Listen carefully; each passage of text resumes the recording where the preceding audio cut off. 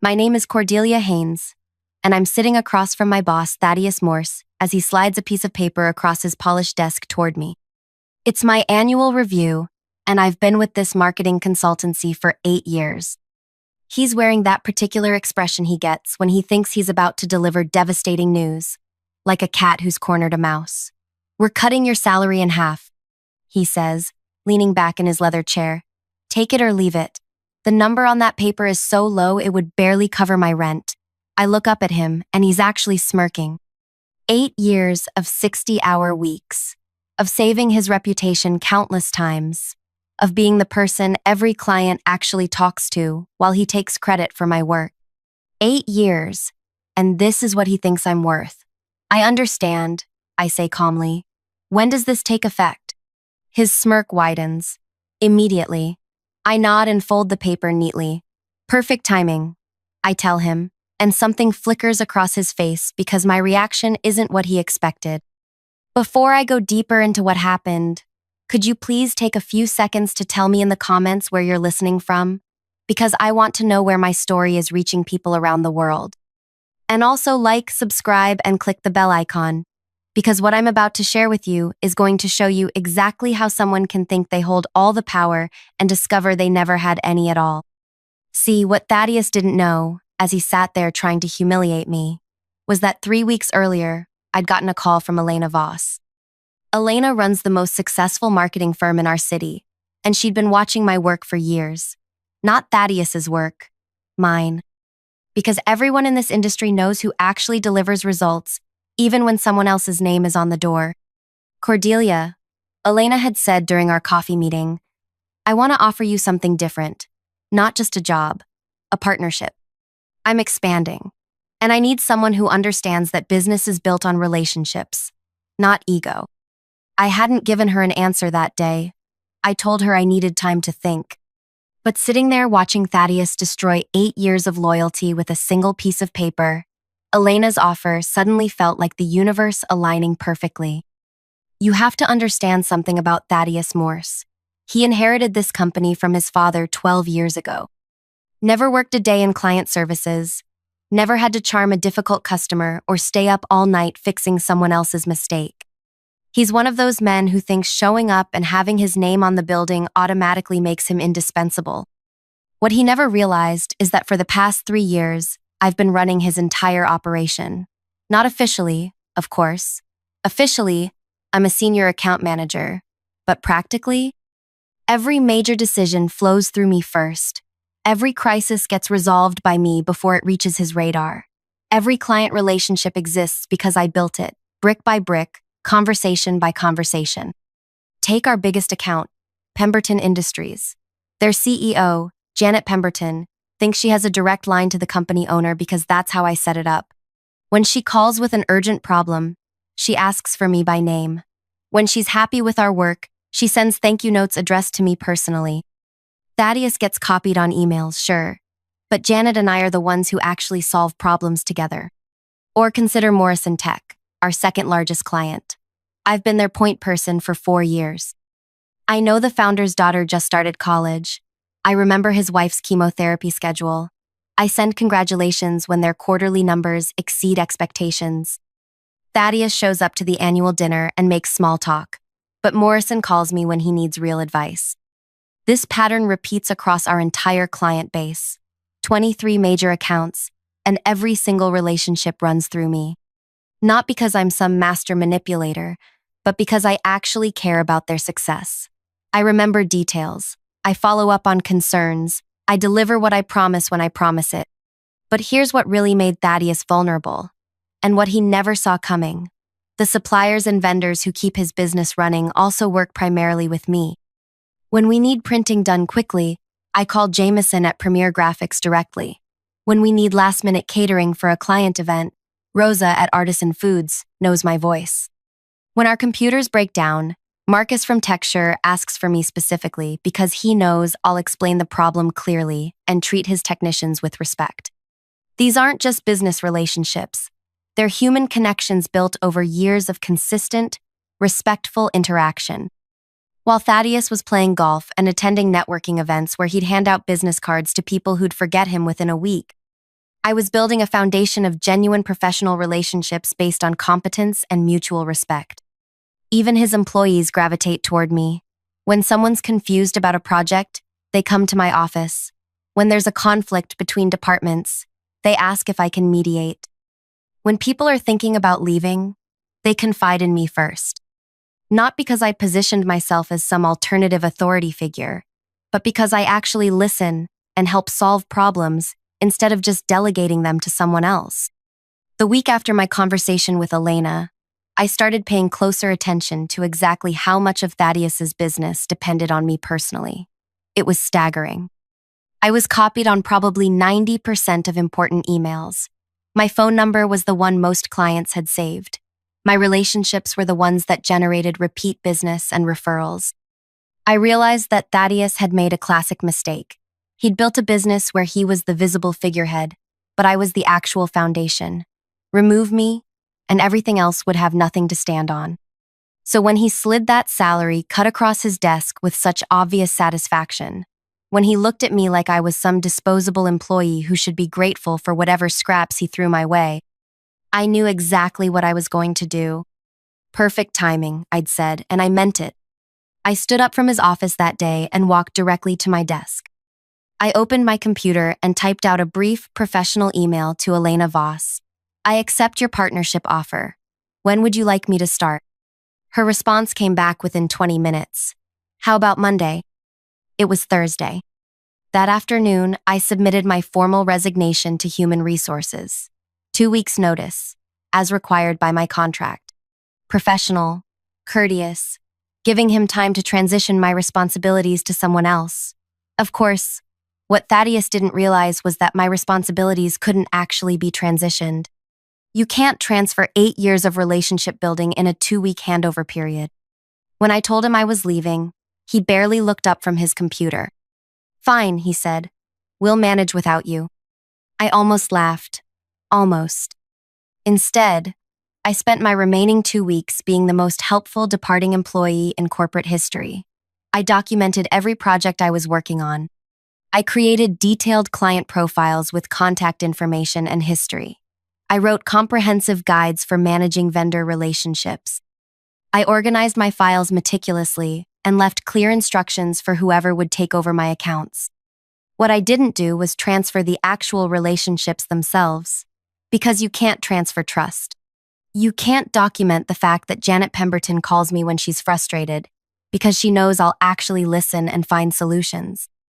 You can't write a manual explaining that Morrison trusts my judgment because I've never steered him wrong. You can't hand over the respect I've earned from suppliers who know that when I promise something, it happens.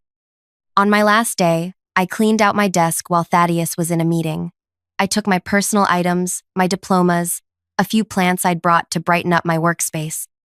I left behind all the company property, all the client files, all the business records. I wasn't stealing anything. I was just no longer available to be the invisible infrastructure holding everything together. I shook hands with my colleagues, hugged a few of the people I'd worked closely with, and walked out at exactly 5 o'clock on Friday afternoon. Monday morning, I started my new position as Elena's partner at Voss Associates. We'd restructured the partnership so I'd have equity and decision-making authority from day one.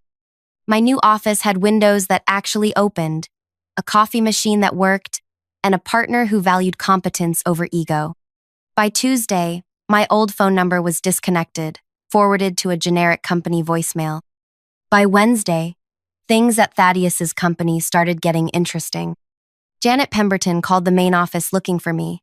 The receptionist transferred her to Thaddeus, who had no idea why she was calling or what project she was referring to. Janet hung up confused and called Morrison Tech's CEO to ask if he knew what was going on. Morrison called the office Thursday morning with a question about an upcoming campaign launch. Thaddeus took the call personally, trying to sound knowledgeable, but it became obvious within 5 minutes that he didn't understand the details of his own company's project. Morrison asked to speak with someone who was actually familiar with his account. There wasn't anyone. By Friday of that first week, 3 more major clients had called with questions or concerns and received similarly unhelpful responses. 2 vendors called about late payments that I would normally have processed. The IT support company showed up for a scheduled maintenance visit, that Thaddeus had forgotten was happening. I know all this because people started calling me directly, not to complain about Thaddeus exactly, but to ask if I knew what was happening. Janet Pemberton tracked down my new number through a mutual contact and called to congratulate me on my new position.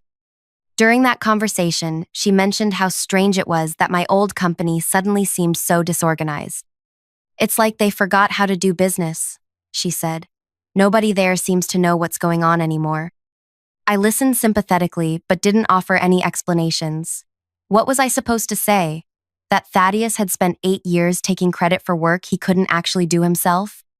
The second week was when the real problems started.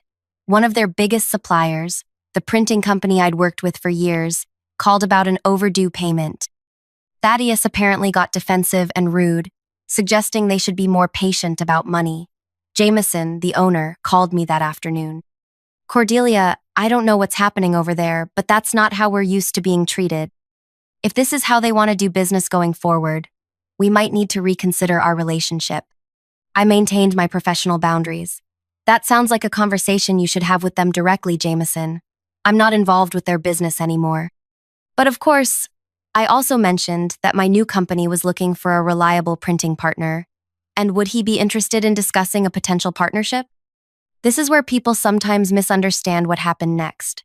I didn't sabotage Thaddeus's business.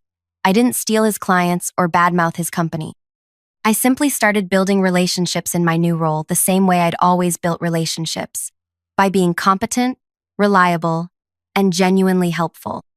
When Janet Pemberton mentioned she was frustrated with the lack of communication from her current marketing firm, I listened. When she asked if my new company might be interested in discussing her account, I said we'd be happy to have that conversation.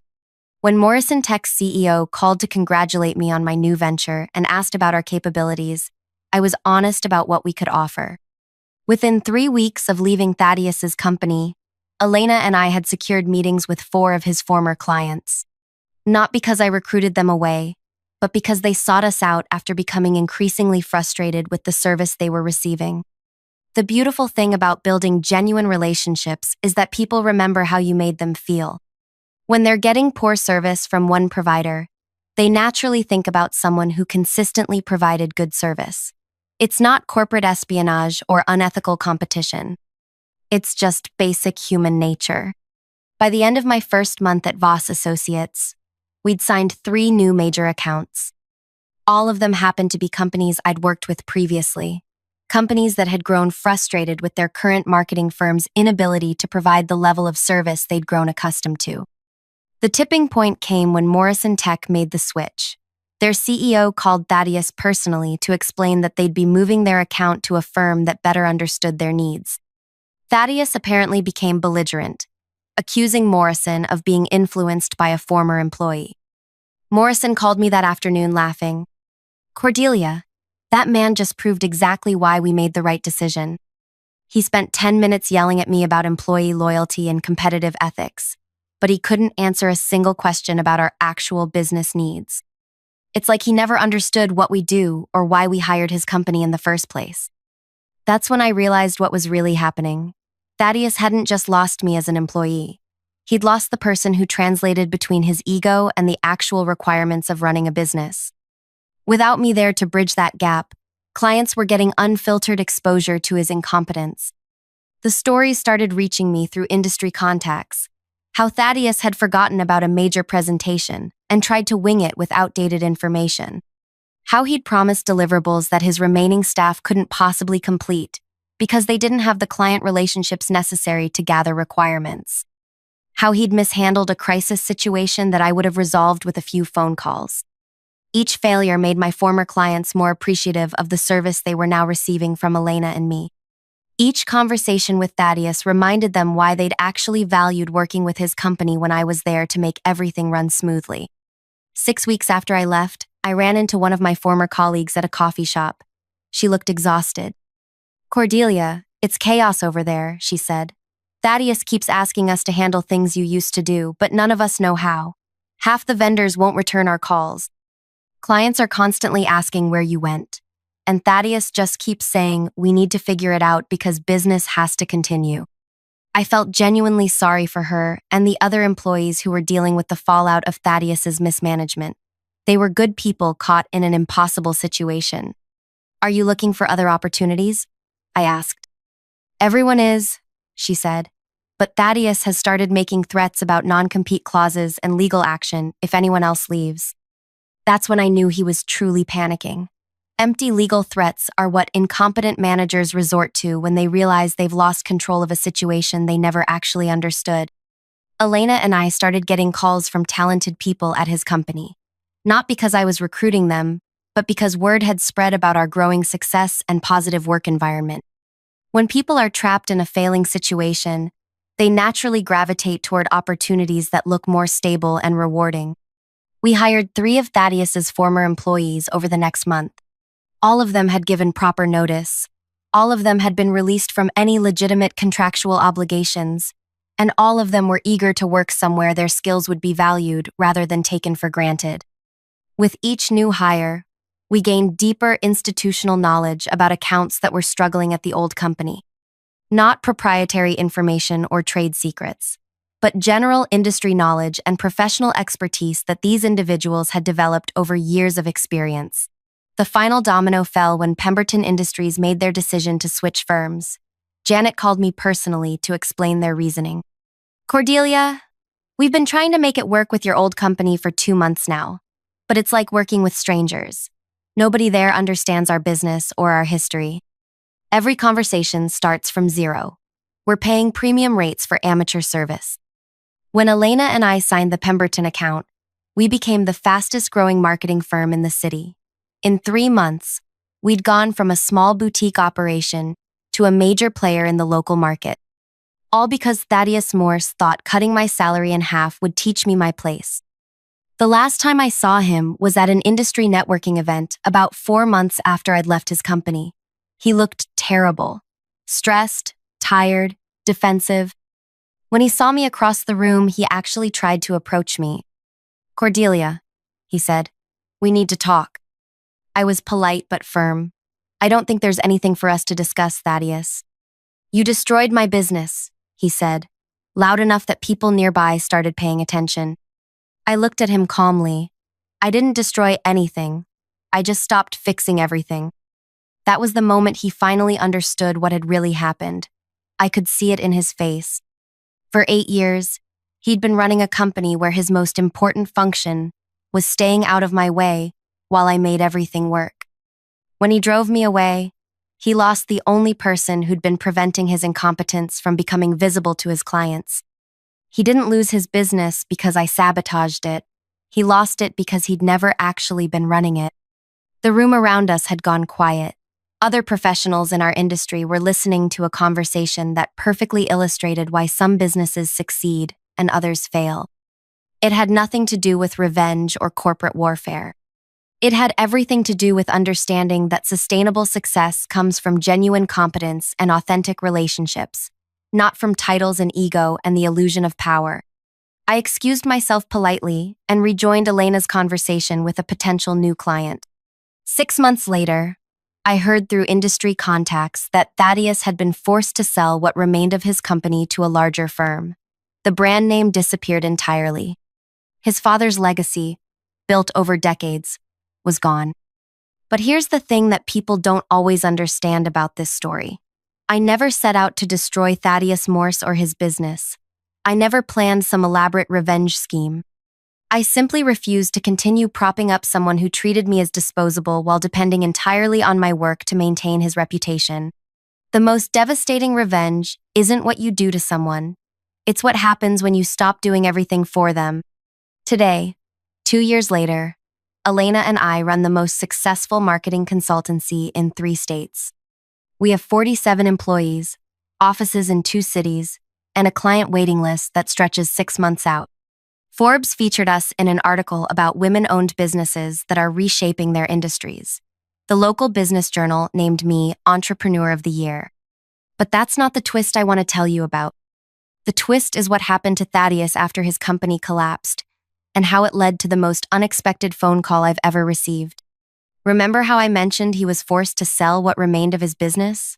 Well, what I didn't know at the time was who bought it.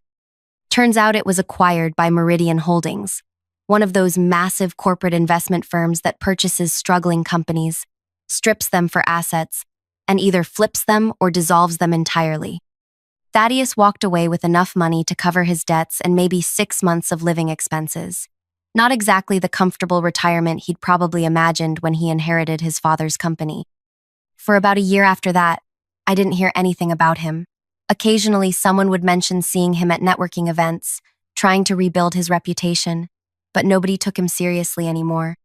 Word travels fast in our industry, and everyone knew what had really happened to his business. Then, about 8 months ago, something interesting started happening. I began getting calls from headhunters, asking if I knew anything about Thaddeus Morse's background and work history. Apparently, he was applying for senior management positions at various companies, and his resume made it sound like he'd been some kind of visionary leader who'd built a successful agency before deciding to pursue new challenges. I was always honest when those recruiters called. I explained that while Thaddeus had owned a company, he hadn't been particularly involved in the day-to-day operations or client relationships. I never badmouthed him personally, but I didn't help him create a false narrative about his professional capabilities either. Most of those conversations ended with the recruiter thanking me for my insights and moving on to other candidates. But then, 3 months ago, I got a call that completely shocked me. "Ms. Haines? This is Patricia Williams from Blackstone Associates. We're an executive search firm, and we're hoping you might be able to help us with a rather unusual situation." Blackstone Associates is one of the most prestigious headhunting firms in the country. They place CEOs and senior executives at Fortune 500 companies. I couldn't imagine why they were calling me. "We've been retained by a client to find a chief marketing officer for their organization," Patricia continued. "It's a significant role with substantial responsibility and compensation.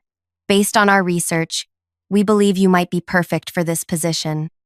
I was flattered but confused. "I appreciate the call, but I'm very happy with my current situation. I'm a partner in my own firm." "We understand that, and we certainly respect your success, but this opportunity is quite extraordinary.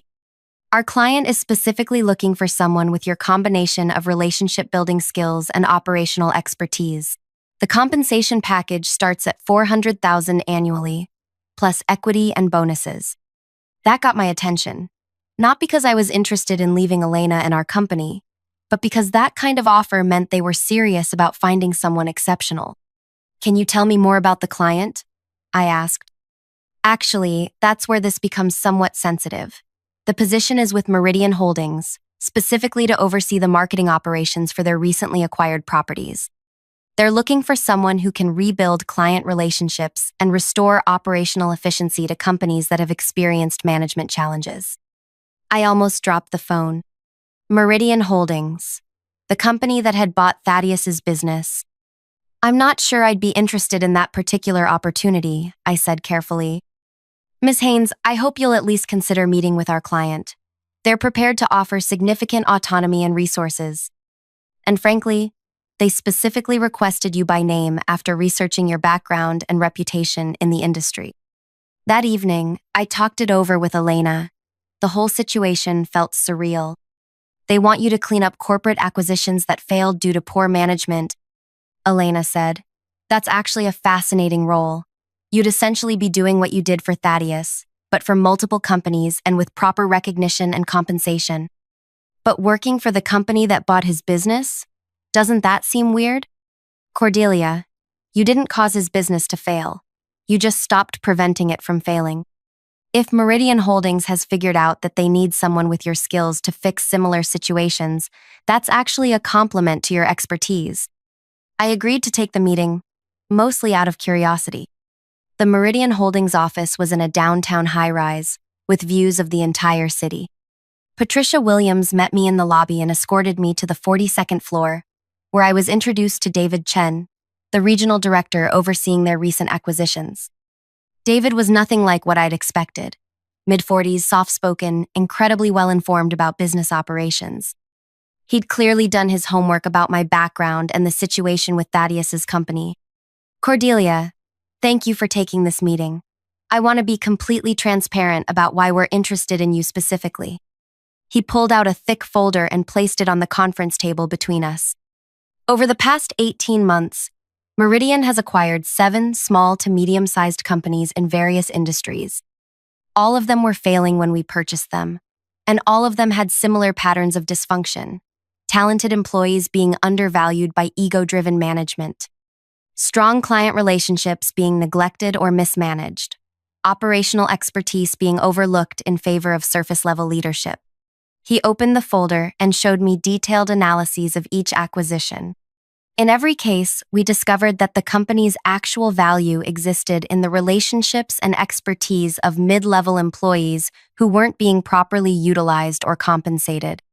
When we tried to rebuild these companies using traditional management approaches, we struggled to restore the client relationships and operational efficiency that had made them valuable in the first place.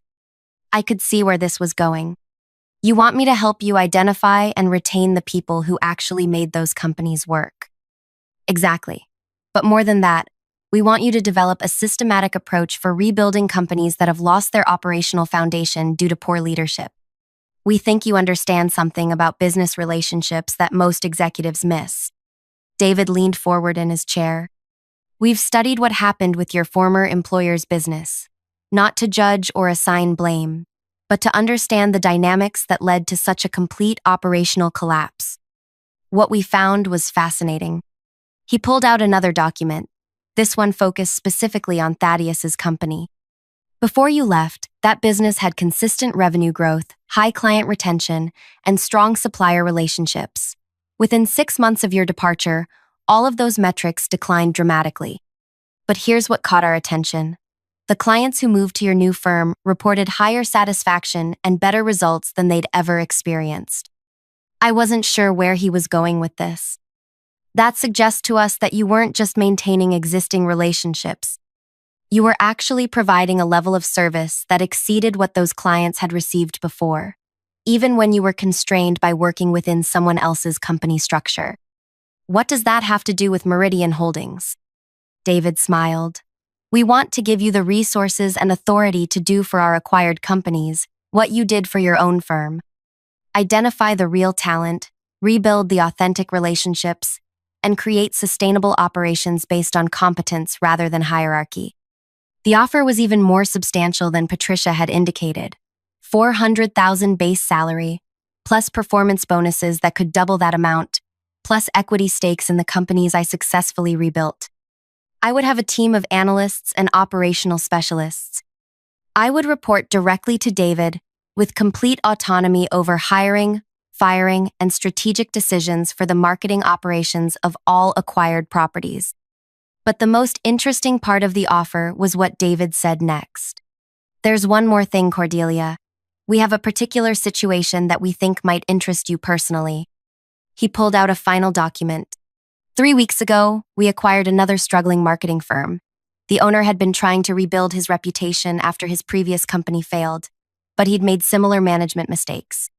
Talented employees leaving, client relationships deteriorating, operational dysfunction. My heart started beating faster. The owner's name is Thaddeus Morse. I stared at David in complete shock. You bought Thaddeus's new company? Actually, he never owned it. He was hired as the general manager for a group of investors who thought his experience running a previous agency would be valuable. When that arrangement failed, the investors reached out to us about acquiring the assets and rebuilding the operation. David opened the document to show me financial reports and operational assessments. The company has good bones, solid client base, talented staff, decent infrastructure, but it's suffering from the same leadership problems that destroyed his previous business. The staff doesn't trust management, clients are frustrated with inconsistent service, and nobody seems to understand how to coordinate the various moving parts. I couldn't believe what I was hearing. You want me to take over the company where Thaddeus works? We want you to rebuild it properly. What happens to Mr. Morse would be entirely your decision as the operational director. You'd have complete authority over staffing and management structure. The irony was so perfect it almost felt fictional. Here was the universe offering me the chance to become Thaddeus's boss, to have complete control over his professional future, to decide whether he stayed or went. It was the ultimate revenge fantasy, handed to me on a silver platter. And that's when I realized something important about myself. I didn't want it. Not because I wasn't angry about how he'd treated me. Not because I thought he deserved some kind of professional redemption. But because taking that role would mean spending my time and energy fixing problems created by someone else's incompetence, instead of continuing to build something positive with Elena. David, I'm incredibly flattered by this offer. The compensation is generous, the role is challenging, and I can see how it would be professionally rewarding. I paused to gather my thoughts. But I've spent 8 years of my career propping up someone else's ego and cleaning up messes I didn't create. I'm not interested in doing that again, even with better pay and recognition. David looked disappointed but not surprised. I understand completely. We had to make the offer, because you're exactly the kind of leader we need. But we respect your decision to focus on your own company's growth. As I was leaving the building, Patricia walked me to the elevator. Can I ask you something off the record? She said. Sure. When David told you about the Thaddeus Morse situation, I saw your expression change. Was there some personal history there that made the offer less appealing? I thought about that question as the elevator descended 42 floors. Actually, it was the opposite, I told her. The personal history made me realize that the best revenge isn't getting power over someone who wronged you. It's building something so successful that their opinion of you becomes completely irrelevant. 6 months later, Elena and I opened our third office. We now employ 63 people, including 12 former employees of various companies that Meridian Holdings has acquired and rebuilt. Our client base includes Fortune 500 companies, and we've been approached by 3 different investment firms about expansion opportunities. Last month, I got an invitation to speak at the National Marketing Association's annual conference about sustainable business growth and authentic leadership. The keynote address, to an audience of 1,500 industry professionals. Thaddeus will probably be in that audience. He still attends industry events, still tries to network his way into new opportunities. If he is there, he'll watch me receive recognition for the expertise he never bothered to acknowledge when he had the chance. But here's what I've learned about real success. It's not about proving anything to people who undervalued you. It's about building something so substantial and meaningful that their recognition becomes unnecessary. The best revenge isn't destroying someone who wronged you. It's becoming so successful that you forget they exist. And when you do remember them, you realize that their ability to hurt you disappeared the moment you stopped needing their approval. That salary cut Thaddeus gave me 2 years ago was supposed to teach me my place. Instead, it taught me my worth. If this story resonated with you, please share it with someone who needs to hear it. Leave a comment telling me about a time when someone underestimated you and how that experience changed your perspective on your own capabilities. And if you're currently in a situation where you feel undervalued or taken for granted, remember that the most powerful thing you can do is stop making yourself smaller to accommodate someone else's insecurity. Your worth isn't determined by how other people treat you. It's determined by what you choose to build when you finally decide you deserve better.